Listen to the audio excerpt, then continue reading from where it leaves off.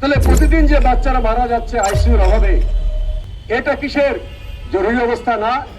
থেকে টাকা দেয় না, তারা আউটসোর্সিং করে। এই সব বিষয়ে তারা তখন স্বাস্থ্য মন্ত্রণালয়ে যারা ছিল তারা বলেছিল যে এটা জরুরি বিষয়, আপনারা অর্থ বরাদ্দ করেন। বলে না, কোনো জরুরি অবস্থা না। সরকার বলেছে আমাদের অন্তর্বর্তী সরকার খুব ভালো চলছে, আমরা কোনো স্বাস্থ্যের জরুরি পরিস্থিতি দেখছি না। এটা পতিত ফ্যাসিবাদের প্রচারণা। আজকে বর্তমান সরকার কি করেছেন, যে যখন শিশু মৃত্যু জানুয়ারি থেকে হচ্ছিল, ফেব্রুয়ারিতেও হচ্ছিল, ফেব্রুয়ারিতেও আমাদের নবনিযুক্ত স্বাস্থ্যমন্ত্রী সেই সংক্রামক ব্যাধি হাসপাতালে গিয়ে একজন শিশু আইসিইউর অভাবে মারা যাওয়ার পরে একজন প্রভাবশালী নেতা ডাক্তারদের পেটানো দিয়েছে। ডাক্তারদের পেটানোর পরে স্বাস্থ্যমন্ত্রী দৌড়ে গেলেন, দেখে আইসিইউ তো নাই, কিভাবে দেবে? তখন তিনি ব্যক্তিগত খাত থেকে, তিনি একজন ব্যবসায়ী মানুষ, তিনি প্রাইভেট থেকে দুটো আইসিইউ করে দিলেন।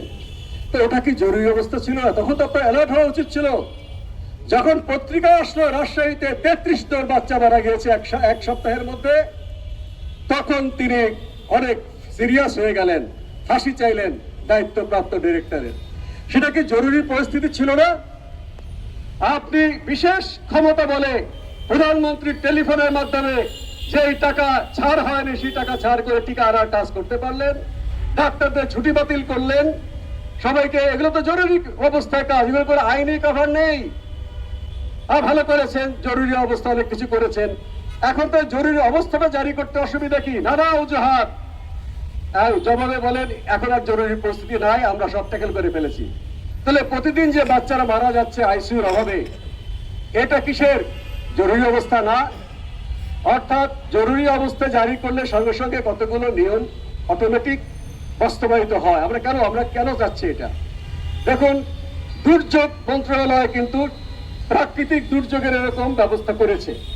যখন সাগরে 10 নম্বর সিগন্যাল আসে, বন্যার পানি যখন বিপদসীমার ঊর্ধ্বে ওঠে, ঠিক করা আছে কে কি কাজ করবে।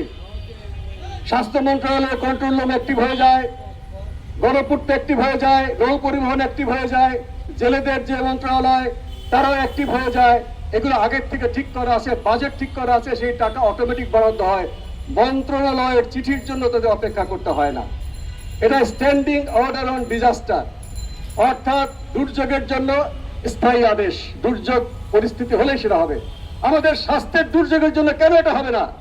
আমি নিজে কাজ করেছি, অন্যরাও করেছেন। Standing order on public health emergency, এগুলো খসড়া করে জমা দিয়েছি, তারা পৃষ্ঠা উল্টে দেখেনি। জরুরি অবস্থা হলে ওই স্ট্যান্ডিং অর্ডার অনুযায়ী শুধু স্বাস্থ্য মন্ত্রণালয় না, আরো 35টি মন্ত্রণালয়ের কার কি কাজ অটোমেটিক কাজ শুরু হয়ে যায়। শুধু সরকার না, সরকারের বাইরে বেসরকারি সংগঠন, রেড ক্রিসেন্ট, বিভিন্ন এনজিও, তারাও তাদের হেডকোয়ার্টার থেকে টাকা পেতে সুবিধা হয়।